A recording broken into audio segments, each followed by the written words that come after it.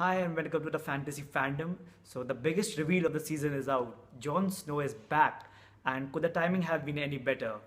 Let's find out where we stand now.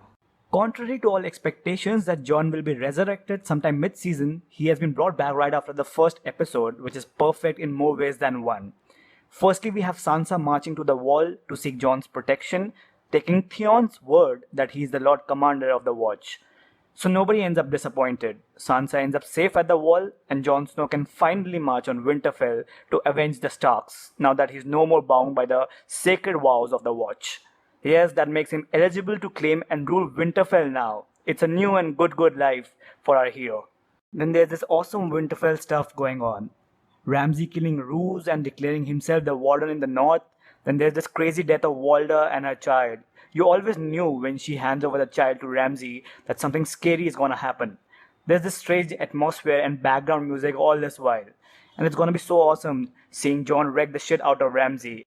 Bran Stark storyline. He's begun green seeing sessions with the three-eyed raven as I explained in my first video. And Winterfell is where they land first. Perhaps the biggest holy shit moment of this show. You see Hodor speaking something other than Hodor for the first time. So you can be really sure that he wasn't born dumb. The show has changed his name to Willis from Walder in the books. His mother is believed to be from the region of the phrase, thus the name Walder. Lyanna Stark, Ned Stark's sister, this is the first time we actually get to see her. Only her crypt was shown in season 1. So it's time, everyone, that we get to know what substance does the R plus L equal to J theory hold. We will have the Tower of Joy flashback in the next episode, which is where Lyanna was held captive by Rhaegar Targaryen while she was carrying his child in her womb. Who that child was is anybody's guess. You have a young Ned Stark battling the Targaryen soldiers to rescue Lyanna in the flashback scene. So there's gonna be a whole bunch of Lyanna Stark scenes in the next episode, possibly with explainers as to how did she came to be in Rhaegar's captivity, or did she ran off with Rhaegar on her own free will.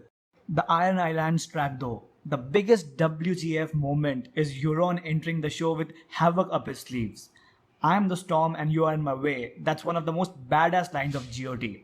This character is a mix of characters like Peter Baelish, Lord Varys, the Hound, and every possible evil that you can think of. So hold your nerves to see what Balin Greyjoy's death brings in its aftermath. The King's Moot.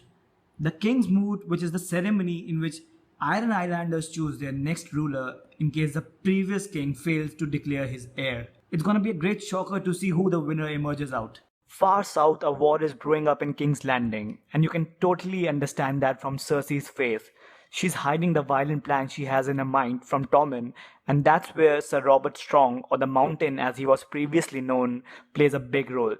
He's most likely to be a champion against the Faith militant, and then there's Tommen who'll do anything to get Marjorie out of that cell. This season is gonna be a season of epic battle scenes, be it King's Landing, the war coming up with the White Walkers, or Jon's upcoming war with Ramsay Bolton. It's gonna be totally awesome. In that scene with the dragons though, a lot of people are gonna ask, does Tyrion not getting roasted by the dragons mean in some way that he's a Targaryen? Not actually. As he himself says, dragons are intelligent and don't hurt their friends. Probably it also helps that he's so short in size that dragons don't take him for much of a threat. But it's gonna be so awesome to see where the dragons fly to from here. However, the most awesome moment has to be Jon coming back to life.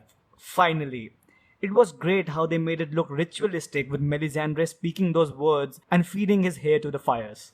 And all this while Ghost is sleeping calmly, like he always knew that Jon is gonna come back. Talk about sixth sense. So I hope you guys liked the video, and I'll be back with another episode breakdown next week.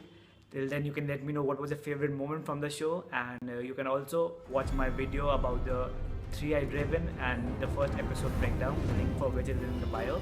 And thank you so much for watching. Cheers.